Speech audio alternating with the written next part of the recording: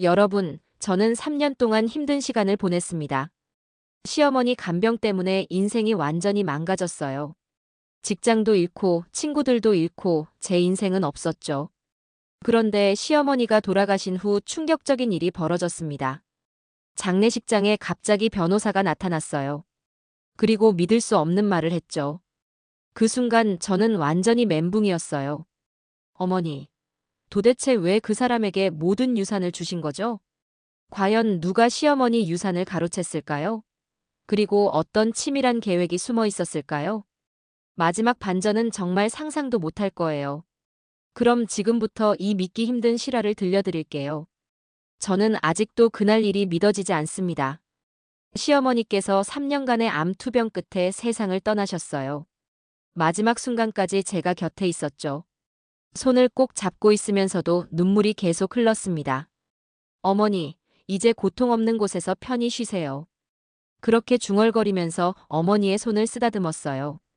차가워진 손이 제 마음을 더욱 아프게 했습니다. 하지만 그래도 마음 한구석에서는 위로가 되더라고요. 그동안 제가 어머니를 얼마나 정성스럽게 돌봤는지 어머니도 분명 아셨을 거라는 생각이 들었거든요. 그래도 어머니 마음은 나만 알겠지. 장례식장 안은 조용했습니다. 문상객들이 하나둘 찾아와 인사를 드리고 갔어요. 저는 상주로서 예의를 지키며 모든 분들께 감사 인사를 드렸습니다. 남편과 시누이도 각자 할 일을 하고 있었죠. 그런데 장례식 이틀째 되던 날이었어요. 갑자기 정장을 입은 중년 남성이 장례식장 안으로 들어왔습니다. 손에는 서류 가방을 들고 있었죠. 처음 보는 얼굴이었어요. 실례합니다. 고인의 가족분들이시죠? 그분이 명함을 내밀면서 자기소개를 했어요. 변호사라고 하더라고요. 순간 가슴이 덜컥 내려앉았습니다. 왜 이런 자리에 변호사가 나타난 걸까요? 고인께서 생전에 유언장을 작성하셨습니다. 지금 읽어드리겠습니다. 변호사가 서류를 꺼내면서 말했어요. 주변 가족들이 모두 모였습니다. 변호사가 유언장을 펼치더니 또박또박 읽기 시작했습니다. 고인 박순자 여사의 유언에 따라 전 재산은 둘째 며느리 김지수에게 상속합니다. 그 순간 제 머릿속이 하얗게 변했어요. 뭔가 잘못 들은 것 같았습니다. 다시 한번 확인하고 싶었지만 목소리가 나오지 않았어요. 재산 목록은 다음과 같습니다. 강남구 도곡동 아파트 한 채, 예금 3억 원, 주식 투자금 5천만 원, 토지. 그리고 변호사의 목소리가 계속 들렸지만 제 귀에는 잘 들어오지 않았어요. 온몸에 힘이 빠지면서 다리가 후들거렸습니다. 3년 동안 밤낮으로 어머니를 돌본 제가 아니라 동서에게 모든 걸 주신다고요. 동서는 놀란 표정을 지었지만 금세 침착함을 되찾았어요. 다른 가족들도 충격을 받은 것 같았습니다. 특히 남편의 얼굴이 굳어 있더라고요. 이게 무슨 일이에요? 신우도 매우 놀란 표정이었습니다. 친딸인 내가 아니라 며느리 다 준다고? 법적으로 유효한 유언장입니다. 고인의 마지막 의사를 존중해야 합니다. 변호사가 담담하게 답했어요. 그 말이 제 가슴을 더욱 아프게 찔렀습니다. 어머니의 마지막 의사라니. 정말 그러셨을까요? 3년 동안 제가 어떻게 어머니를 돌봤는지 모르셨을까요? 장례식장 안이 갑자기 조용해졌어요. 문상객들도 이상한 분위기를 눈치챘는지 수군거렸습니다. 저는 그 자리에 서 있는 것조차 힘들었어요. 온 세상이 무너지는 기분이었습니다. 3년 전 그날을 생각하면 지금도 가슴이 답답해집니다. 남편이 회사에서 돌아와 심각한 표정으로 말했어요. 어머니 상태가 안 좋아졌어. 우리가 모셔야 할 것 같아. 시어머니께서 대장암 진단을 받은 후 치료 중이었는데 이제는 2년 정도의 시간밖에 안 남았다고 했어요. 남편의 눈빛에서 간절함이 느껴졌습니다. 알았어. 내가 모실게. 저는 망설임 없이 대답했어요. 사실 마음이 쉽지는 않았지만 어머니를 요양원에 보낼 수는 없었거든요. 남편도 안도의 표정을 지었습니다. 시어머니를 저희 집으로 모신 날이 생각나요. 계속 제게 미안하다 말씀하셨죠. 병원 가실 때마다 제가 모셔다 드리고 통증으로 잠을 잘 못 주무실 때면 밤새 몸 여기저기를 주물러 드렸습니다. 어머니께서는 당신 때문에 며느리인 제가 고생한다며 자주 눈물을 보이셨어요. 그때마다 저는 매번 다정하게 말씀드렸어요. 괜찮아요. 우린 가족이잖아요. 어머니는 점차 악화되셨고 저 또한 시간이 흐를수록 지쳐갔습니다. 정말 힘든 시간들이었어요. 어머니는 나중에는 치매 증상까지 보이기 시작했어요. 가끔씩 같은 말을 반복하고 엉뚱한 행동을 하셨어요. 그럴 때마다 마음이 아프고 힘들었지만 참았습니다. 어느 날은 또 정신이 멀쩡해져서는 제게 미안하다 눈물을 흘리셨죠. 간병인을 쓰고 싶었지만 낯선 사람을 경계하시는 시어머니 때문에 결국 제가 직장을 그만두기로 했습니다. 미안해. 당신이 일을 그만둬야 하다니. 남편이 미안해했어요.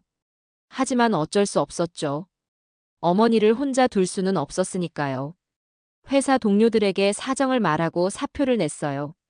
15년 넘게 다닌 직장이었는데 아쉬웠지만 후회하지 않았습니다. 제게는 가족이 우선이었거든요. 그런데 시누이 반응은 달랐어요. 전화로 상황을 설명했더니 이렇게 말하더라고요. 올케라도 가능하니까 다행이다. 나는 아이들 때문에 도저히 안 되겠어. 도와주겠다는 말은 한마디도 없었어요. 그냥 제가 알아서 하라는 식이었죠. 섭섭했지만 이해하려고 노력했습니다. 시간이 지나자 남편도 마찬가지였어요. 회사 일이 바쁘다며 어머니 돌봄은 전적으로 제게 맡겼습니다. 주말에도 골프나 회식이 있다고 나가는 날이 많았어요. 당신이 더 잘해주잖아. 어머니도 당신을 더 좋아하시고. 남자라서 어머니 목욕은 못 시켜드리겠어. 남편의 말에 위로가 되긴 했지만 한편으로는 외로웠어요. 혼자서 모든 걸 감당해야 한다는 부담감이 컸거든요. 어머니 상태는 점점 더 나빠졌어요. 대소변 실수를 하기도 했고 밤낮이 바뀌기도 했죠. 제 잠자리도 어머니 방 옆으로 옮겨야 했습니다. 새벽 2시, 3시에도 어머니가 부르시면 달려가야 했어요. 화장실에 가고 싶다고 하시거나 물을 달라고 하시거나 때로는 통증으로 옆에 있어 달라고 하셨죠. 괜찮아요, 어머니. 제가 여기 있어요. 아무 걱정 마세요. 어머니는 제 손을 잡고 있으면 조금씩 안정을 찾으셨어요. 그 순간만큼은 제가 꼭 필요한 사람이라는 걸 느꼈습니다. 힘들었지만 보람도 있었어요. 신우는 애들 키우느라 바쁘다고 뜸하고 동서는 한 달에 2번 정도씩 늘 같은 패턴으로 찾아왔습니다. 동서는 항상 예쁜 꽃바구니를 들고 나타났어요. 웃는 얼굴로 어머니께 인사를 드리죠. 그 모습을 보면 정말 효부 같아 보였습니다. 어머니 잘 지내셨어요? 어머니는 동서를 보시면 항상 반가워하셨죠. 아마 예쁘게 꾸미고 온 모습이 좋아 보이셨나 봐요. 아이고 지수야. 고맙다. 어머니가 동서 손을 잡으시면서 웃으셨어요. 그 순간 동서는 재빨리 휴대폰을 꺼내더라고요. 어머니 사진 한 장 찍어요. 어머니 옆에 바짝 붙어서 셀카를 찍었어요. 어머니는 카메라를 보시며 어색하게 웃으셨죠. 동서는 연신 사진을 찍었습니다. 와, 어머니 정말 예쁘게 나왔어요. 사진을 어머니께 보여드리면서 말했어요. 어머니도 신기해하시며 사진을 보셨죠. 저는 주방에서 차를 준비하고 있었는데 동서 목소리가 들렸어요. 어머니, 제가 다음에 또 올게요. 맛있는 것도 가져올게요. 그래, 고맙다. 우리 지수가 참 착하다. 어머니가 동서를 보시며 흐뭇해하셨어요. 동서가 나간 후 시계를 보니 딱 10분이었어요. 꽃바구니 들고 와서 사진 찍고 인사하고 나가는데 정확히 10분. 정말 신기했어요. 그런데 더 신기한 건 다음 날이었어요. 동서의 SNS에는 어제 찍은 사진들이 올라와 있었어요. 어머니와 함께 찍은 셀카 꽃바구니 사진, 어머니 혼자 찍은 사진까지. 그리고 긴 글이 적혀 있었죠. 오늘도 암 투병 중인 시어머니를 뵈러 갔습니다. 언제나 따뜻하게 맞아주시는 어머니. 제가 더 자주 뵙지 못해서 죄송해요. 어머니 건강하세요. 사랑합니다. 해시태그도 있었어요. 시어머니 사랑, 시안부 시어머니, 가족 사랑, 효도, 며느리, 감사 이런 것들이 주르륵 달려있더라고요. 댓글도 많았어요. 지수씨 정말 효부다. 시어머니가 복이 많으시네요. 요즘 이런 며느리 보기 힘든데 이런 내용들이었죠. 저는 그걸 보면서 정말 어이가 없었어요. 10분 와서 사진 찍고 간 게 전부인데 마치 매일 어머니를 돌보는 것처럼 포장한 거죠. 쓴웃음을 지을 수밖에 없었죠. 뭐, 그래도 가끔씩 와주는 게 어디야. 하지만 속으로는 정말 답답했어요. 매일 목욕시키고 밥 먹여드리는 건 저인데 10분 와서 사진 찍은 지수가 효부 소리를 듣다니. 그 후로도 동서는 계속 같은 패턴으로 왔어요. 한 달에 2번 꽃바구니 들고 와서 10분 있다가 가기. 그리고 SNS에 올리기. 어머니도 동서가 오면 항상 기뻐하셨어요. 저는 그런 어머니를 보면서 복잡한 심정이었어요. 동서가 나쁜 사람은 아니지만 뭔가 계산적인 느낌이 들었거든요. 진짜 어머니를 사랑해서 오는 게 아니라 자신의 이미지를 위해서 오는 것 같았어요. 하지만 어머니가 좋아하시니까 뭐라고 할 수는 없었죠. 그래도 속으로는 진짜 효도는 이런 게 아닌데 라는 생각이 들었어요. 저는 매일 24시간 어머니를 돌보고 있는데 한 달에 2번 10분씩 오는 동서를 그렇게 좋아하시다니. 조금 서운했죠. 하지만 어머니가 아프시고 늘 저랑만 있다가 손님이 오니 반가웠겠지 하며 어쩔 수 없다고 생각했습니다. 그렇게 마음을 다 잡고 지내던 중 어머니 통장 정리를 하다가 이상한 점을 발견했습니다. 지난 6개월 동안 자주 일정 금액이 인출되고 있었거든요. 적게는 50만 원씩, 많게는 100만 원 단위. 제가 인출한 것도 아니고 남편이 한 것도 아니었어요. 이게 뭐지? 인출 기록을 자세히 보니 더욱 이상했습니다. 인출 장소가 동서가 사는 동네 근처 ATM이었거든요. 남편에게 물어봤어요. 여보, 동서가 어머니 통장을 관리하고 있어? 응, 그런 얘기 들어본 적 없는데. 왜? 남편도 모르는 일이었어요. 그럼 동서가 어떻게 어머니 통장을 쓸 수 있었을까요? 며칠 후 동서가 어머니를 찾아왔을 때 넌지시 물어봤어요. 동서, 혹시 어머니 통장 관리를 하고 있어? 아, 그거요? 어머니께서 부탁하셨어요. 은행 가기 힘드시다고 저한테 심부름 시키셨어요. 동서가 자연스럽게 대답했어요. 하지만 뭔가 어색했죠. 그런데 그 돈은 뭐에 쓰신 거야? 어머니 용돈이랑 필요한 것들 사드리는 거죠. 형님 힘드실까봐 제가 알아서 해드렸어요. 이런 거라도 형님 도와야죠. 동서의 대답이 애매했어요. 구체적이지 않았거든요. 나중에 시누이에게 물어봤더니 더 이상한 얘기를 들었어요. 작은 올케 말로는 엄마가 돈 관리를 부탁하셨대. 시누이는 그냥 자연스럽게 받아들이고 있었어요. 하지만 저는 뭔가 이상하다는 생각이 들었죠. 어머니는 왜 같이 사는 저나 남편한테 부탁하지 않았을까요? 더 이상한 건 동서가 어머니께 말하는 방식이었어요. 어머니, 필요한 거 있으시면 언제든지 말씀해 주세요. 제가 다 해드릴게요. 동서가 어머니께 그렇게 말할 때마다 어머니는 고마워하셨어요. 마치 동서가 정말 자기 돈으로 도와주는 것처럼 생각하시는 것 같았죠. 우리 둘째 며느리 지수 참 착하구나, 고맙다. 어머니의 반응을 보면서 확신이 들었어요. 어머니는 동서가 자기 돈으로 도와준다고 착각하고 계셨던 거예요. 동서는 체계적으로 계획을 세운 것 같았어요. 어머니 돈을 꾸준히 인출하면서도 어머니께는 자기가 도와드린다고 말하고 주변 사람들에게는 효부라는 이미지를 심어주고 정말 치밀했죠. 그때서야 동서의 행동들이 이해됐어요. 왜 그렇게 규칙적으로 와서 사진을 찍고 갔는지, 왜 인스타그램에 그렇게 올렸는지. 모든 게 계산된 행동이었던 거죠. 저는 그 사실을 알고도 어떻게 해야 할지 몰랐어요. 어머니께 말씀드려봤자 치매 때문에 이해하지 못하실 것 같았고 남편에게 말해도 믿어줄지 의문이었거든요. 무엇보다 증거가 부족했어요. 통장 내역만으로는 동서가 고의로 그랬다고 단정하기 어려웠죠. 혹시 정말 선의로 도와준 건데 제가 오해하는 건 아닐까 하는 생각도 들었어요. 하지만 시간이 갈수록 동서의 행동은 더욱 의심스러워졌어요. 항상 같은 시간에 와서 같은 일을 하고 가는 것도 그렇고 어머니와 단둘이 있을 때 뭔가 계속 속삭이는 것도 이상했죠. 그리고 무엇보다 어머니가 동서를 그렇게 좋아하시는 이유를 알 것 같았어요. 동서가 만든 착각 때문에 동서를 은인으로 생각하고 계셨던 거죠.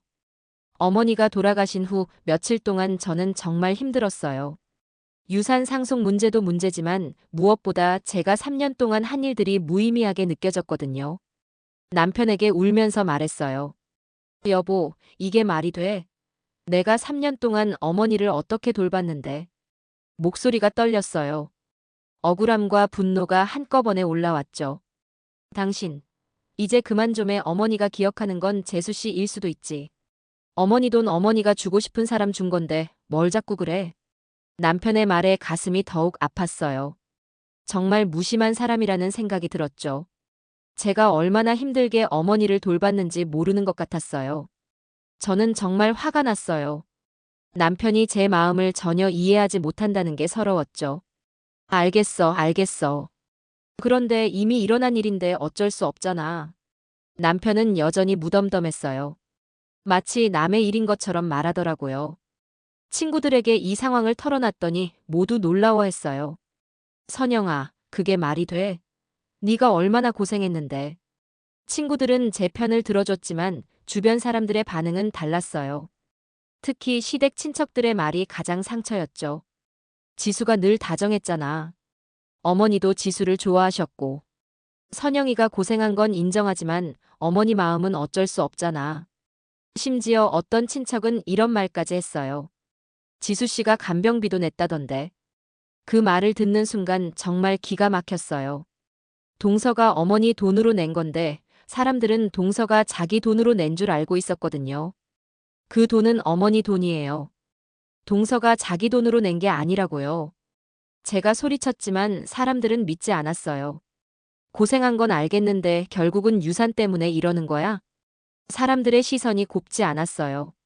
마치 제가 돈 때문에 동서를 헐뜯는 나쁜 며느리인 것처럼 생각했죠. 정말 답답했어요. 진실을 말해도 아무도 믿어주지 않았거든요. 오히려 제가 이상한 사람 취급을 받았어요. 시누이도 동서 편을 들었어요. 큰 올케, 그만 잊어. 다 끝난 일이야. 모든 사람이 동서를 옹호했어요. 겉으로 보이는 모습만 보고 판단한 거죠. 진짜로 힘든 일을 한 사람은 외면당하고 쇼만 한 사람이 인정받는 현실이 너무 억울했어요. 밤마다 잠을 이루지 못했어요. 3년 동안의 기억들이 계속 떠올랐거든요. 새벽에 어머니가 부르셔서 달려간 일, 기저귀 갈면서 냄새에 구역질했던 일, 어머니가 통증에 힘들어 하실 때면 종일 마사지 해드리며 마음 아파했던 일들. 그 모든 게 무의미해진 것 같았어요. 진심으로 어머니를 돌본 제가 아무것도 못 받고 가식적으로 행동한 동서가 모든 걸 가져간 현실이 받아들여지지 않았죠. 정의가 이런 건가? 진심이 통하지 않는 세상인가? 그런 생각들이 머릿속을 맴돌았어요. 정말 절망적이었죠. 장례를 치른 지 정확히 한 달이 지난 날이었어요. 평소와 다름없이 집안일을 하고 있는데 등기가 왔다고 하더라고요. 배달원이 큰 봉투를 건네줬어요. 발신인을 보니 어머니가 다니시던 병원 근처 법무사 사무실이었죠. 이상하다는 생각이 들었어요. 봉투를 뜯어보니 어머니의 자필 편지가 들어있었어요. 어머니 특유의 삐뚤삐뚤한 글씨가 보이는 순간 가슴이 쿵 내려앉았죠. 선영아. 편지는 제 이름을 부르는 것으로 시작됐어요. 손이 떨리면서 편지를 제대로 잡을 수가 없었죠. 나는 다 안다. 내가 날 어떻게 돌봤는지. 3년 동안 얼마나 힘들었을지. 그 첫 문장을 읽는 순간 눈물이 터져 나왔어요. 어머니가 다 알고 계셨다니. 제가 얼마나 정성스럽게 돌봤는지 알고 계셨던 거예요. 지수는 내게 친절했지만 계산적이었지. 내 돈으로 병원비 내고 자기가 낸 것처럼 말하더구나. 처음엔 몰랐는데 나중에 알게 됐어. 어머니도 동서의 속셈을 알고 계셨다는 거였어요. 저만 의심했던 게 아니라 어머니도 눈치채셨던 거죠. 비록 내가 치매가 시작됐어도 완전 바보는 아니란다. 누가 진짜로 나를 사랑하는지, 누가 가식적인지 다 보였어. 편지를 읽으면서 계속 울었어요. 어머니가 모든 걸 알고 계시면서도 아무 말씀하지 않으셨던 거예요. 우리 이쁜 며느리 선영아, 너는 지수가 얼마나 무서운 사람인지 모를 거야. 지수가 나를 어떤 변호사 사무실로 데려갔지. 나중에 알고 보니 지수의 내연남이 운영하는 곳이더구나. 거기서 지수는 나를 협박했어. 어머니, 모든 재산을 저에게 주신다는 유언장을 써주세요. 만약 거부하시면 가족들한테 무서운 일이 생길 수도 있어요. 지수의 눈빛이 차갑게 변하는 걸 봤어. 그 순간 이 사람이 얼마나 계산적이고 무서운지 깨달았지. 이미 3년 동안 지수의 가식적인 행동들을 지켜봐왔으니까. 만약 거절하면 정말로 더 무서운 계략으로 모든 걸 빼앗아갈 것 같았어. 그래서 나는 순진한 치매 노인인 척, 정신없는 척 연기했지. 지수가 시키는 대로 다 했어. 혹여라도 선영이 너와 너희 가족들을 해할 수 있을 것 같아서. 나는 가족들을 지키고 싶었어. 하지만 선영아, 나는 바보가 아니었단다.